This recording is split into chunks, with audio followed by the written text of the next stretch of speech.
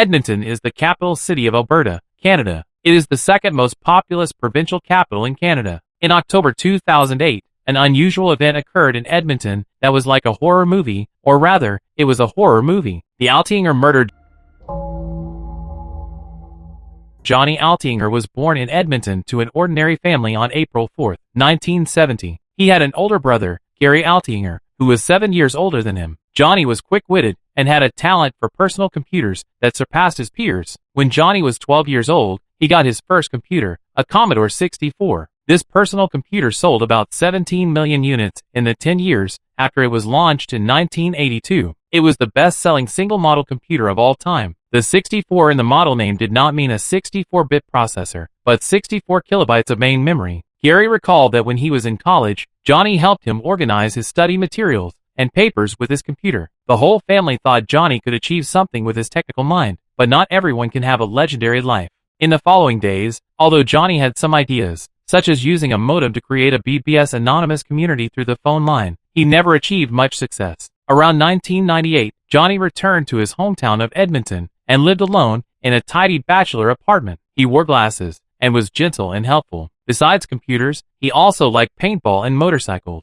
He had two motorcycles, a Honda 500cc and a Yamaha 1200cc. Although Johnny was a tech geek, he made many friends online and offline. He was active both online and offline, and often drove his beloved motorcycle out with his friends. But on October 10, 2008, Johnny disappeared. After Johnny disappeared, he seemed to still be active on social media, but his friends who knew him well felt that it was not Johnny. One of them was a girl named Talib, who had briefly dated Johnny. Even though they did not end up together, they were still good friends. Johnny always called her Sunshine, but he did not call her that in the recent communication. On October 13th, Talib received an email from someone claiming to be Johnny. He said he met a girl named Jen online and went to Costa Rica with her. Talib felt that it was definitely not Johnny. A few days after receiving the email, Johnny's social account posted a message. "I have a one-way ticket to heaven, and I'm not coming back." Another friend of Johnny's named Smith had agreed with Johnny to drive their motorcycles out for a weekend trip. He had talked to Johnny last week and Johnny said he was going to meet a girl he met online. He looked happy and showed him the email invitation. The email mentioned the date location, which was a garage in South Edmonton. Out of concern, his friends told these strange clues to Johnny's brother Gary. They went to Johnny's apartment together and found that Johnny's passport was still in the apartment and there were unwashed dishes in the sink.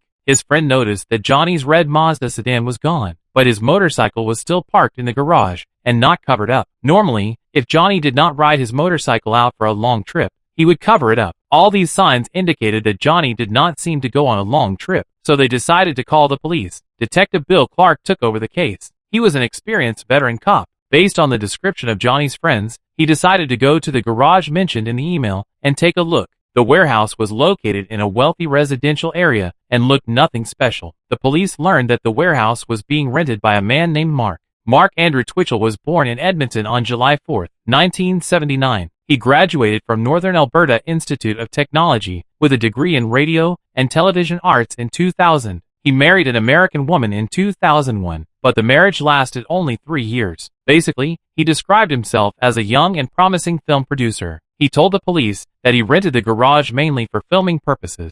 There were some photography equipment and shooting scenes inside the garage. He also told the police that he was shooting a short film called House of Cards, which was about a killer who lured an unlucky guy from the internet to the garage and killed him there. Mark agreed to let the police enter the garage. It looked like the garage matched Mark's description. There were tables, chairs, and some shooting supplies inside. The police also showed Mark a photo of Johnny and asked him if he had seen Johnny or seen a red Mazda sedan before. Mark looked at the photo and said without hesitation that he had not seen them before. The police did not find any evidence that Mark lied during their conversation with him. Then the police searched Johnny's apartment, but they did not find any signs of struggle either. The situation in the apartment was also the same as what Johnny's friends described. So far, the only thing related to Johnny's disappearance was Mark's warehouse. But applying for a search warrant required a criminal case to occur first. So Detective Bill called Mark and hoped that Mark would sign a consent form, allowing the police to further search Mark's garage. Mark was very cooperative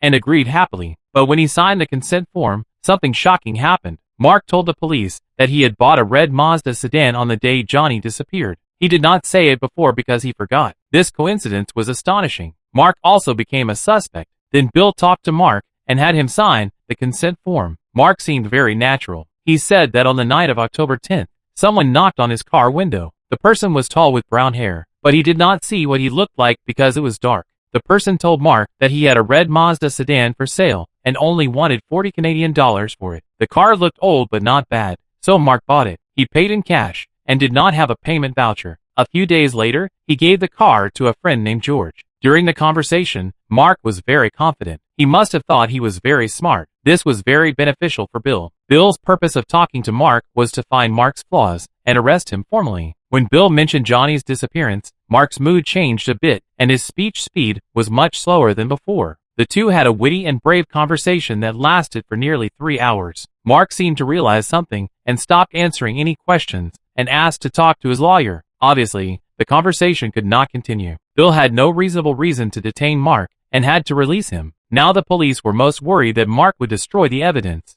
So Bill seized Mark's car and began to monitor Mark's residence. Then the police began to search Mark's car and his garage carefully. Bill was very glad that he seized Mark's car because it was a treasure trove. The police found some yellow sticky notes on the car with Johnny's address on them. This was undoubtedly an important piece of evidence. There was also a small knife on the car with visible blood stains on the shell. In addition, there were many obvious blood stains in the trunk. After forensic identification, these blood stains belonged to Johnny. In addition, the police found a Toshiba laptop on the car. The computer looked old, but there was nothing in it. It was obvious that Mark had deleted the data from the computer. So the police used technical means to recover the deleted files. One of them, named SK Confession, caught the attention of the police. The document begins with the words, "This story is based on a true story. The names and events have been changed to protect the criminals. This is also how I became a serial killer." The document details the process of the crime, but Mark says it's just a script. Now the police need to determine whether this confession is true or fictional. The recovered document has a total of 30 pages, but it seems incomplete. It says that the killer registered an account on a dating site under the name Jen. The killer described himself as a blonde-haired,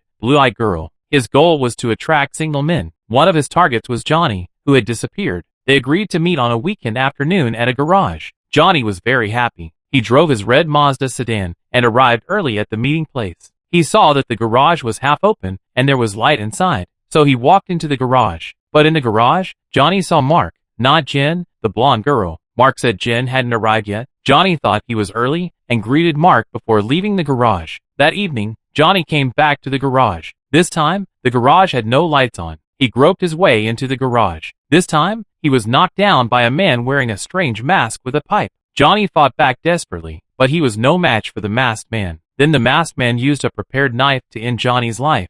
That night, the killer didn't know how to dispose of the body. He left Johnny's body in the garage and left the garage covered in blood. He went home, threw his clothes into the washing machine, and went back to his room to sleep. The next day, which was Saturday, he went back to the garage to clean up the scene. He drank beverages, ate chips, and listened to music. This seemed like enjoyment for him. Finally, he put Johnny's body parts into the trunk of the red Mazda, but he found that the car was manual transmission. He didn't know how to drive a manual car, so he had to move the body parts to his own car again. At first, he planned to throw the stones into the river, but he thought it would be easy to find out, so he decided to burn them in a burning barrel. He got an oil drum from his parents' house, but this process was completely different from what he imagined. The oil drum burned for a long time, and the stones were not burned out. Instead, the thick smoke from the burning made him scared. The 30-page confession ended here. Unfortunately, the confession did not write clearly where he threw the remaining body parts. Although the police thought that Mark was the killer, they could not prosecute him without finding the body. So they searched Mark's garage and his house further. This time, they did a luminol test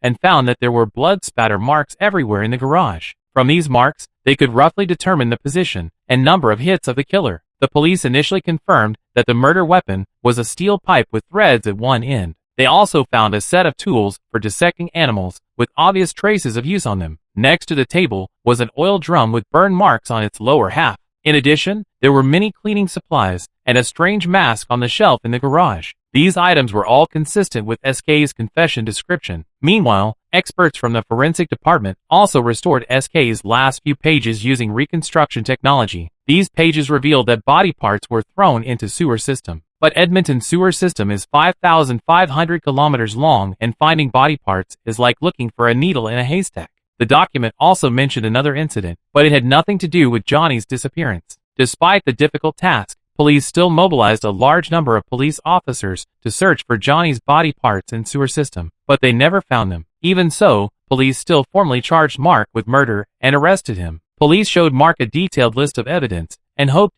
he would tell them where Johnny's body parts were, but Mark said nothing. At this point, police thought of another victim mentioned in SK's last few pages, Gillis Tatro, and that incident happened a week before Johnny was killed. Gillis' experience was similar to Johnny's. He also met a girl on a dating site and agreed to meet in garage, but this time, killer did not succeed. After Gillis entered garage, a man wearing mask attacked him with stun gun. Gillis quickly realized that this was not date. He knew he was in trouble and chose to fight back. After a struggle, Gillis successfully escaped from garage. Maybe it was because of this incident that killer found out that stun gun was not as good as steel pipe. Although he was very scared, Gillis did not choose to call police. He tried to convince himself that things were not as serious as he imagined. Police believed that if they could find this Gillis, they could prove the authenticity of SK's confession. So police searched for this Gillis Tatro through media. Soon after, a man who claimed to be Gillis' boss told police that he had an employee who had told him a similar experience. Police quickly found Gillis.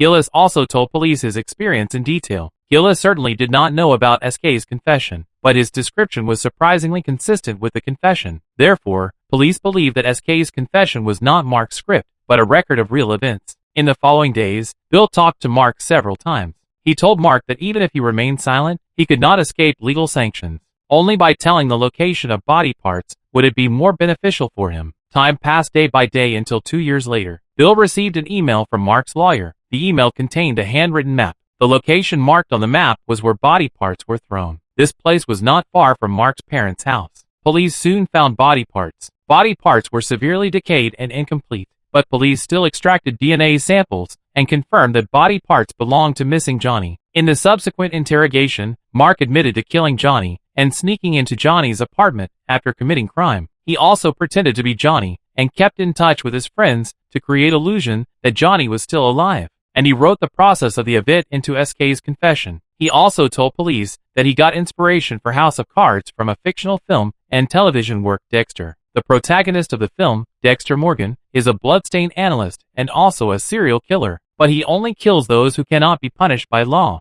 Mark was a loyal fan of Dexter. He originally planned to follow House of Cards' plot and attract single men to garage and then scare them a bit. This way, when his movie was released, these people would talk about similar things that happened to them and cause a sensation. But Johnny reacted violently, and things turned into killing. He claimed that his actions were only out of self-defense. The incident caused widespread concern at the time, but police did not disclose more details and issued bans and sealing orders to prevent media from reporting details of case until jury made final decision. On April 12, 2011, in Mark's trial, 12 jurors took less than 5 hours to make a decision. Finally, Mark Twitchell was convicted of first-degree murder and sentenced to life imprisonment without parole for 25 years. In December 2012, Michael Hall, who played Dexter Morgan, accepted an interview with reporters. Hall said he did not think Dexter glorified serial killers. He hoped people would not only be fascinated by killing scenes. Mark's behavior had nothing to do with Dexter. It is reported that Mark had a TV set in his cell. He never missed any episode of Dexter, even in prison. In the same year, well-known journalist and writer Steve Lillibien wrote a novel called The Devil's Cinema based on the incident. The work won the Arthur Ellis Award for Best Nonfiction Work. Until today, Mark Twitchell is still serving his sentence in Prince Albert Federal Prison in Alberta.